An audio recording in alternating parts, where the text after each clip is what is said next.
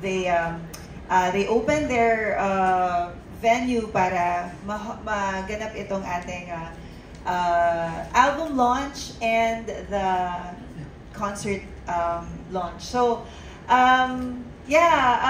very, very excited kasi this is such a special and very personal project for Ice.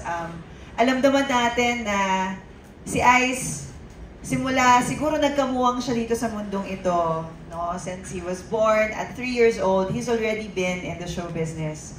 And we've seen him transition not just as a person, his identity, but also as an artist, no? From being an actress, di ba?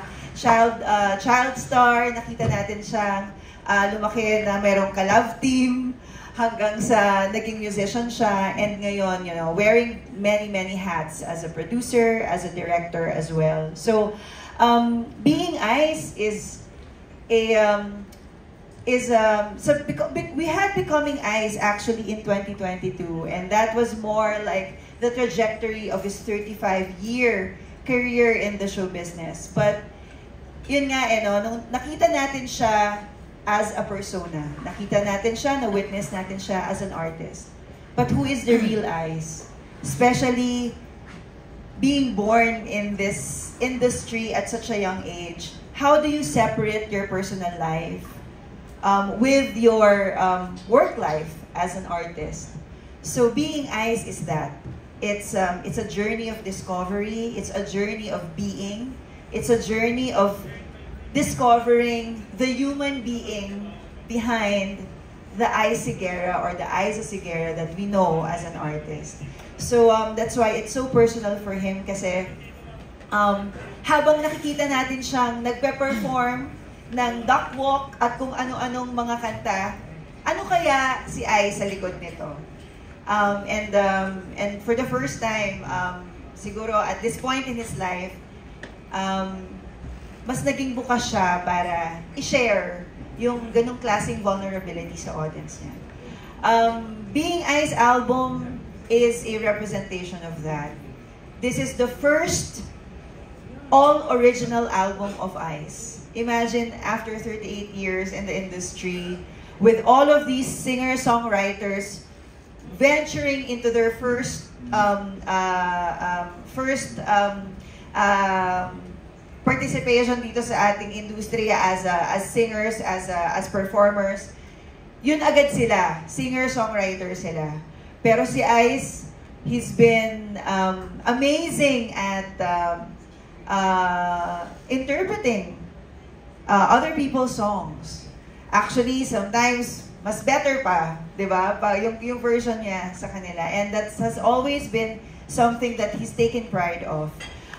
But sharing his song and really bringing out yung mga innermost thoughts niya, his fears, his grief, his joy, yung mga gusto niyang i-share sa mga audience niya. Mawi-witness natin lahat yon sa Being Ice album. And I know that you're very excited kasi i-share niyo sa inyo yung iba sa mga kanta.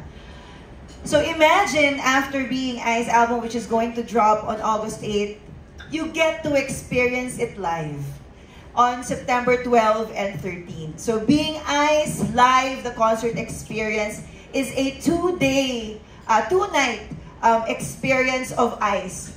One as your favorite singer na makikikanta sa inyo, makiki-enjoy. It's his birthday. You sing it wrong, you sing it loud. It's okay because it's Ice's birthday. Masaya siya, bababa siya sa audience, at kakantahin niya ang mga paboritong kanta natin sa videoke. On the second night is a more emotional experience that he wants to share with everyone. This is him showing his vulnerable side. And yun nga, kung ano yung nakwento ko sa inyo kanina about the process kung paano niya ginawa yung Being Ice album, may experience natin yon live with Ice on the second night. So, we call it Being Ice Live because this is what Ice is all about. The fun Ice, the Ice that will sing your favorite songs, that will perform your favorite songs, is also what Ice is to everyone. And of course, ngayon na he's gotten to this point in his life na he can embrace himself, not just the goodness about him, but also the things that he's scared to share. And I guess with the recent passing of Mommy Karing, mas lalong nagkaroon ng meaning itong Being Ice. Kasi for the first time in his life, he's untethered. Hindi na siya nakatay sa kahit anong image na gustong ibigay ng mga tao sa kanya or sa mga responsibilidad na kailangan niyang gawin sa buhay. So, I, as his wife, as his manager, as the producer of the show, is very, very excited because yung klase ng pagbubukas na ibibigay ni Ice para sa concert na to at yung binuhos niya para sa album na to I guess I would say a culmination of the 38 years that he's been in the business. So I hope na makasama namin kayo at mag-enjoy kayo sa paglabas ng album, and I hope that we can all be part of Ice's concert on September 12 and 13. Thank you, everyone. Thank you so much, Miss Liza. Maraming salamat po. And now, joining you on stage, tawagin na natin, let's all give a warm welcome sa nag-iisang singer, actor, director, advocate, cultural icon, and the heart and soul of Being Ice. Ladies and gentlemen, please give it up for Ice Higuera. Parang kaya pa ng mas malakas po, no? Woo! Ayun! Hello, Direct Ice! Good morning. Let's all greet our friends and family here. Hi! Hello. Parang nakatulog yata sila sa sarap ng food. Ayan. Hello! Hello! There you go. Hi, kumusta po kayong lahat? Hi, guys. Thank you so much for being here. Ako nasa balon. Ayan, papaangatin muna natin si Direct Ice sa balon. But yes, congratulations! So, habang nag-ayos siya, ayan, nakita ko kasi yung aming partner. So, this album is the first album na ilalabas ng Fire and Ice Music. This is our own label in partnership with Star Music. So, nandito si John and si Rox.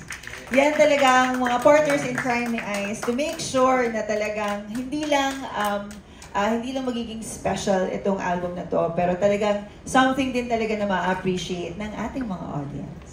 Hello po and welcome. Thank you so much po for joining us. And yes, Direct, congratulations once again sa Being Ice album. Thank you.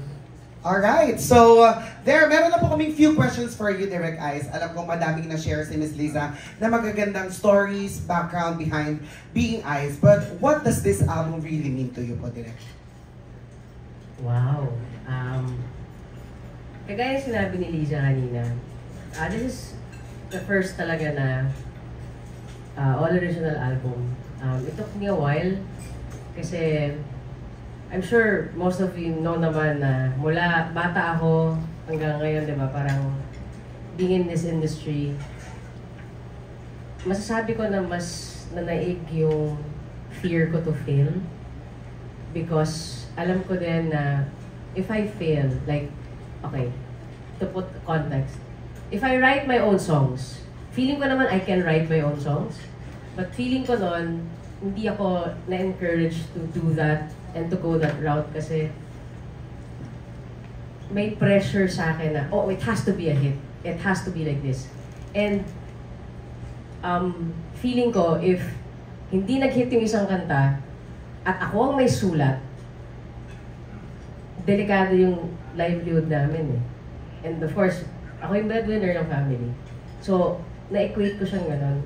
So for the longest time, hindi ako naging matapang to share my thoughts, to share what I'm really feeling. Kasi I was afraid to fail. I was afraid to make mistakes. Yeah. Wow. It took you 38 years, Direct, no? And finally, masaya kami na nandito ka na lumalabas ka louder, prouder, and braver.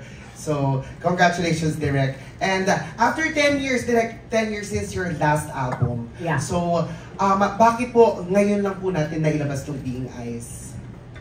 Siguro kasi nga, alam mo yung ang daming ang tagal mo nang iniisip, pero never nangyayari. And siguro kailangan ko rin na nasa tamang frame of mind ako, I had to mature. Kasi yun nga I think that's always the challenge when you release something na very personal. When it's an original thing. Especially with my type of music, it's very quiet, di ba? Hindi siya yung uso ngayon, ika nga. But siguro yun, it took me 10 years or probably more to mature, to accept if things don't go my way, okay lang, I can always move forward.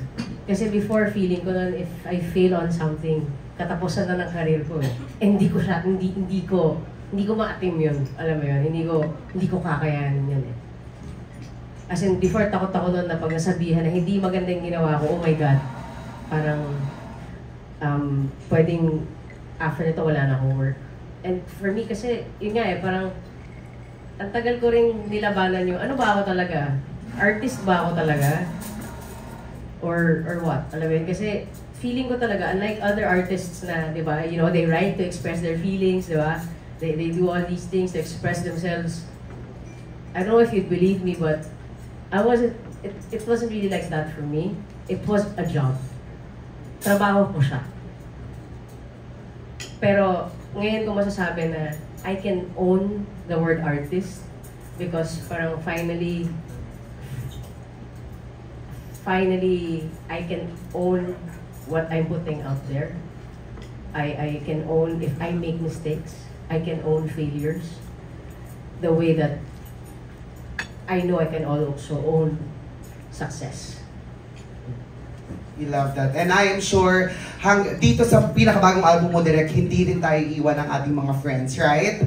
We will support you all the way, Direk. So congratulations and we are so proud of you. Thank you, thank you. And now, I know na-release na yung few songs from the album and ang daming emosyon. Kaya naman, are you guys ready to listen some of the songs from Being Eyes?